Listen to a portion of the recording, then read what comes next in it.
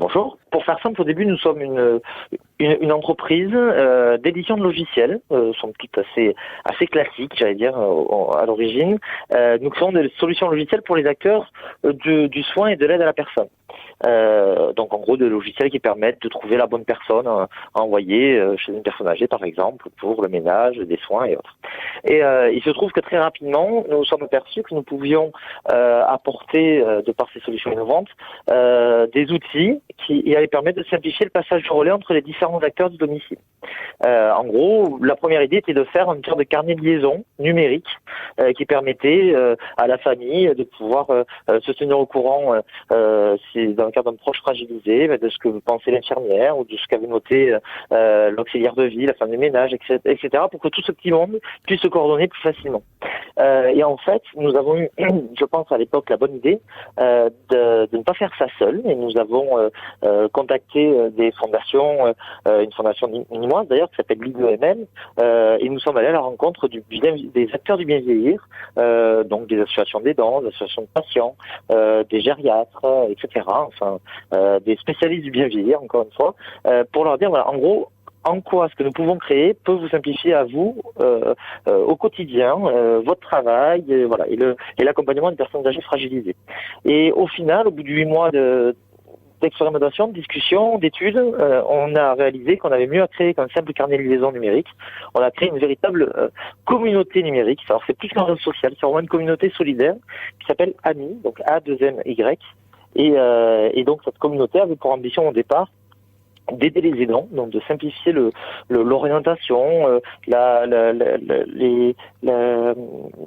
l'accompagnement des personnes qui elles-mêmes accompagnent une personne fragilisée. Alors vous avez créé une plateforme éthique au service entre générations, récompensée d'ailleurs par le prix Occitanie de la catégorie Innovation sociale. C'est ce que nous découvrirons demain avec vous, Fabien Rampérez, dirigeant au service des aidants, dans le cadre du l'UPE 30 sur France Bleu Gard-Lozère, portrait de dirigeants tous les week-ends. Alors ça c'est une extension, si je puis dire, que nous sommes en train de lancer. Alors AMY, donc la communauté AMY a été évaluée par les caisses de retraite, la CARSAT, donc on a 18 mois maintenant de recul au niveau de l'Occitanie sur cette communauté numérique qui est complètement gratuite, ouverte, sécurisée. D'ailleurs j'invite tout le monde à aller voir ce que c'est.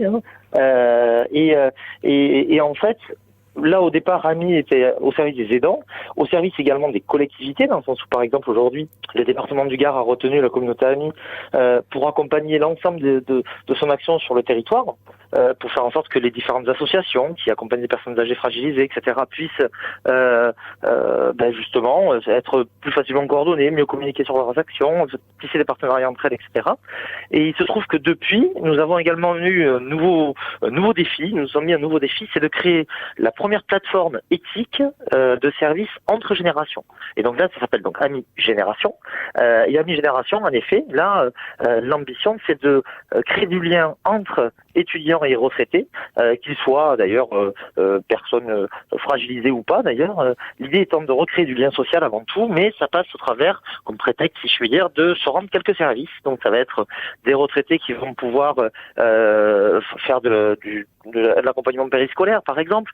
Ça va être des étudiants qui vont pouvoir passer quelques temps le soir par exemple chez une personne âgée fragilisée pour tenir compagnie, être là au cas où, etc.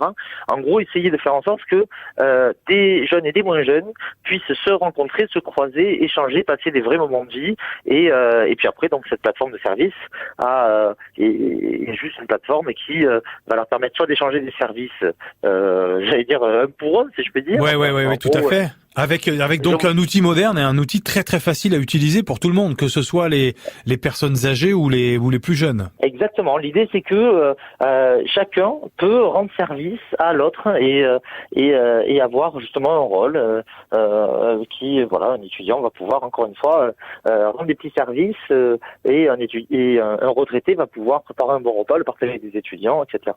Eh ben merci beaucoup Fabien Rampérez, dirigeant au service des aidants. Donc on l'a bien compris. On va suivre tout ça donc avec AMY que l'on peut télécharger, vous l'avez dit, sur toutes les plateformes de téléphone, de smartphone. Merci beaucoup, bon dimanche. Merci en tout cas, merci, au revoir.